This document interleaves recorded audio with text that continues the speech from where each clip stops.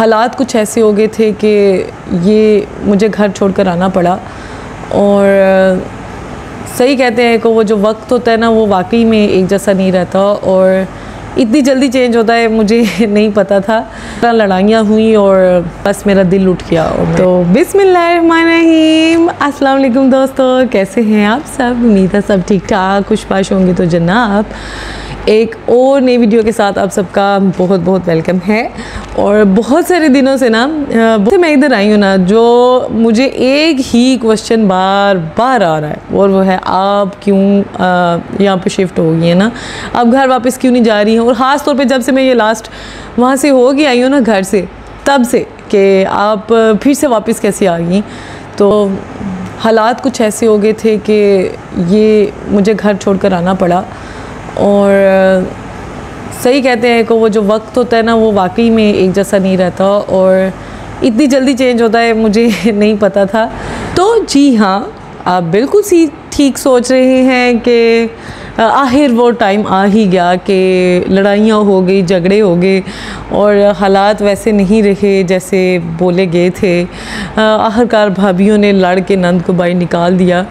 तो wait a minute sir ऐसा कुछ भी नहीं है जनाब यहाँ पर। अच्छा, दुनिया में ना लड़ाइयों के अलावा और फसादात के अलावा भी बहुत सारे काम हैं जो इंसान को करने होते हैं। बहुत सारे ऐसे मसाइल भी होते हैं और बहुत सारी ऐसी जिम्मेदारियाँ भी होती हैं जो इंसान ने पूरी करनी होती हैं। हर बंदे के पास इतना टाइम नहीं है कि वो लड़ता भिड़ता रहे। सो मेरे यहाँ पर आने की जो मेन वजह थी ना, अच्छा मैंने ये सबके साथ शेयर तो किया था कि मैंने ना एक छुट्टी पे जाना है, लंबी छुट्टी पे जाना है, अपने ननिहाल जाना है ना। तो यहाँ पर आने का तो हमारा प्लान बहुत पहले से था, ख़ास तौर पे मेरा और मेरी भाभी और अम्मी तीनों का था।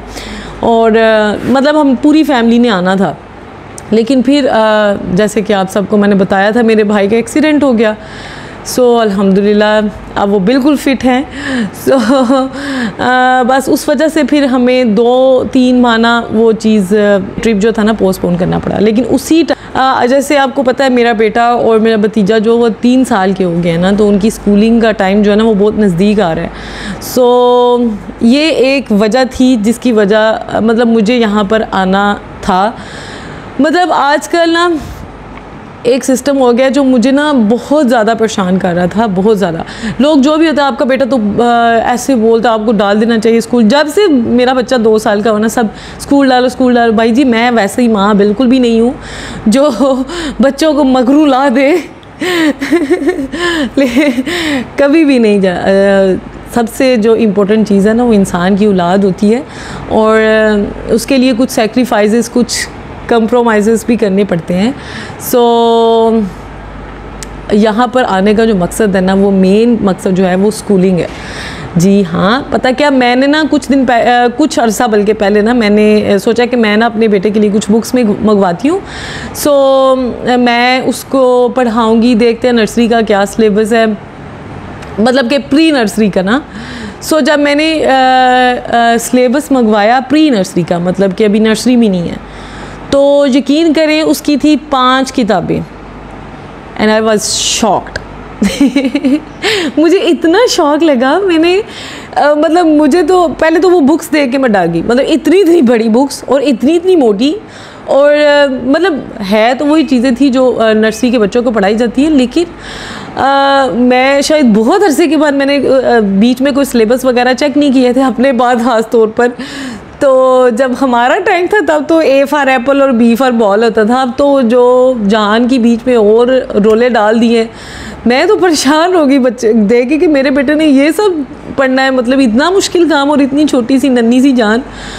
तो मैंने सोचा कि मैं थोड़ी रिसर्च करती हूँ, तो मैं देखती हूँ कि बाकी स्कूल्स में जब मैंने सारी चीज़ें देखी, सारे स्कूल्स देखे, तो मुझे बिल्कुल भी कोई जगह पसंद नहीं आई। मतलब कि सबसे पहले एक बेसिक चीज़ होती है ना कि बच्चे को मैनर्स सिखाना। कुछ चीज़ें होती हैं जो माँ सिखाती है, कुछ चीज़ें हैं जो वो सोशलाइज होकर सीखता है, स्कूल में जाके सीखता है। तो सबसे पहली तो होती है ना उसको बच्चों के साथ रहना आए, बैठना आए, मतलब कुछ बेसिक मैनर्स होते हैं बच्चों के ना सोशलाइज करने के, तो वो सीखे। तो उसकी बजाय उन्होंने 5-5 किताबें लगा दी, तो बच्चे ने ये चीज़ें कब सीखनी है, मतलब वो तो परेशान हो जाएगा। तो इस वजह से ना मैं थोड़ा सा हेजिटेट हो रही थी कि फिर मैंने रिसर्च करनी शुरू की और फिर एक स्कूल मेरे नज़र में से गुज़रा जो कि था यहीं पे गुजरात में, जहाँ पर इस तरह का ना मतलब प्ले ग्रुप जो होता है ना वो हो, मतलब जिधर स्टडी का कोई चक्कर ना हो फ़िलहाल, मतलब जब तक कि उसकी स्टडी वाली एज नहीं आती। तो मैं वैसे भी आपने देखा होगा मैं अपने बेटे को बुक्स लेके रखती हूँ, शुरू से बहुत छोटा सा था ना जब, तब से मतलब फ्रूट्स की, बर्ड्स, इस तरह की चीज़ें ना मैं शुरू से उसके साथ लगी रहती थी, तो माशाल्लाह से वो काफ़ी कुछ जानता भी है।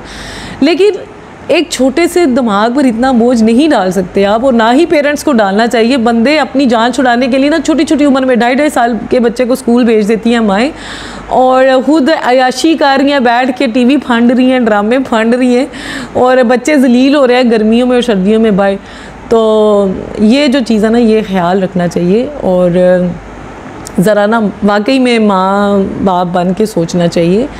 सो हम लोग इधर आए तो फिर हमने सोचा आना तो हमने था ही कुछ अरसे के लिए, तो हमने सोचा कि इस अरसे को ना थोड़ा सा और बढ़ा देते हैं, कुछ टाइम इधर रहते हैं तो यहाँ पर ना ये जो प्री नर्सरी है उसमें इनको डालते हैं, ताकि कुछ अरसे के लिए ये जाएं, ये बेसिक मैनर्स सीखें। उसके बाद इंशाल्लाह हम अपने घर वापस जाएंगे और वहीं पर रहेंगे, और इंशाल्लाह स्कूलिंग भी उनकी आसपास ही होगी हमारे यहाँ पर। जो था ना, मैं सिर्फ मेरा मकसद मेरा बच्चा था कि मेरे बच्चों की एज वो है कि उनके ऊपर ज़्यादा ध्यान दिया जाए, और जो बुनियाद होती है ना, मेन जो बुनियाद वही तो चीज़ होती है, किसी भी रिश्ते की हो या कोई भी काम हो, उसकी बुनियाद जो है ना वो बहुत इम्पोर्टेंट होती है।